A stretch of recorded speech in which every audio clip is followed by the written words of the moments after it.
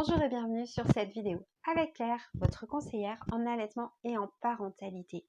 Savez-vous qu'il existe quelques différences entre les recommandations de couchage pour prévenir la mort inattendue du nourrisson en France et les recommandations internationales? Eh bien, c'est ces différences que je voulais vous communiquer. Que disent les recommandations françaises? Eh bien, les recommandations françaises disent de coucher le bébé dans une chambre à 19 degrés, sur un matelas bien plat, donc dans un lit, dans la chambre des parents, les 6 premiers mois, sans rien autour, juste avec une petite turbulette pour lui tenir chaud, et puis pas de tour de lit dans lesquels l'enfant risquerait un petit peu de s'étouffer. Dans ces recommandations, eh bien, on lit en filigrane une espèce d'interdiction de prendre le bébé dans le lit parental. Et c'est là où je voulais souligner toute la différence avec les recommandations internationales et notamment les recommandations de l'UNICEF. Pourquoi? Eh bien parce que si l'UNICEF écrit bien en haut, en encadré, en bien visible, de ces recommandations que l'endroit où l'enfant est le plus en sécurité, c'est effectivement dans un petit lit à côté du lit parental, répondant à toutes les conditions que je viens de vous expliquer plus haut. Eh bien, l'UNICEF souligne le fait que le passage du lit, c'est-à-dire le fait de prendre le bébé dans son lit pour dormir, doit être évoqué avec les parents.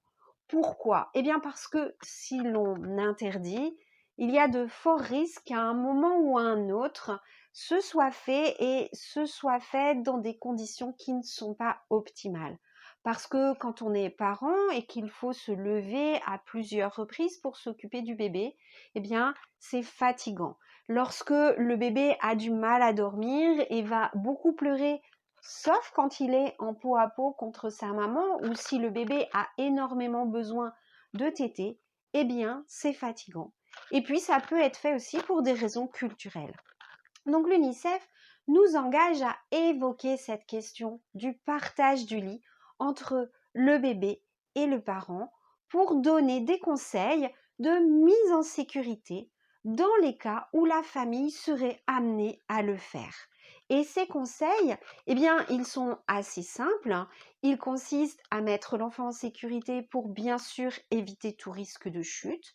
Ils consistent à mettre l'enfant en sécurité de façon à ce qu'il ne se retrouve pas avec un oreiller ou avec une couette qui viennent sur son visage et le dérangent dans sa facilité à respirer.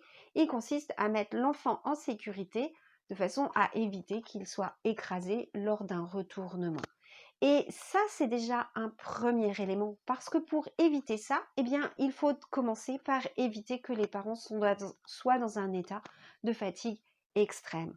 Si vous avez un bébé qui pleure beaucoup, si vous avez un bébé qui est très demandeur au niveau de la tétée, que l'on vous a interdit de mettre ce bébé dans votre lit, quand est-ce que vous allez craquer? Quand est-ce que vous allez le faire? Eh bien, justement, à ce moment où vous êtes extrêmement fatigué et extrêmement endormi. Voilà ce que j'avais envie de vous transmettre. Il y a d'autres conditions, comme celui d'une absence complète de tabac chez le papa, comme chez la maman, y compris pendant la période anténatale. Bien sûr, une absence d'alcool, une absence de drogue comme cannabis ou autre, mais aussi de médicaments pour dormir. C'est aussi quelque chose qu'il vaut mieux éviter en cas d'obésité. Voilà. Après, la question peut se poser de savoir où vous allez coucher l'enfant, peut-être plutôt du côté de maman qu'entre les deux parents. Et encore, tout dépend comment vous allez réfléchir votre installation.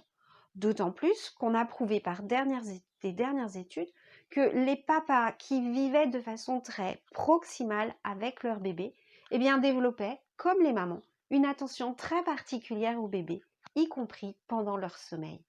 Voilà ce que j'avais envie de partager avec vous. Je vous rappelle, l'endroit où le bébé est le plus en sécurité, c'est bien dans un petit lit à côté de ses parents.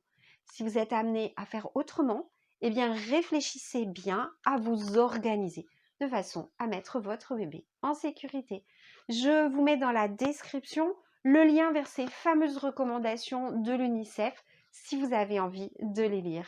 Cette vidéo vous a été utile? Eh bien, vous pouvez cliquer sur j'aime. Vous avez une question, un commentaire? Faites-le, je vous répondrai personnellement et avec beaucoup de plaisir. Enfin, vous voulez savoir ce qui se passe sur cette chaîne?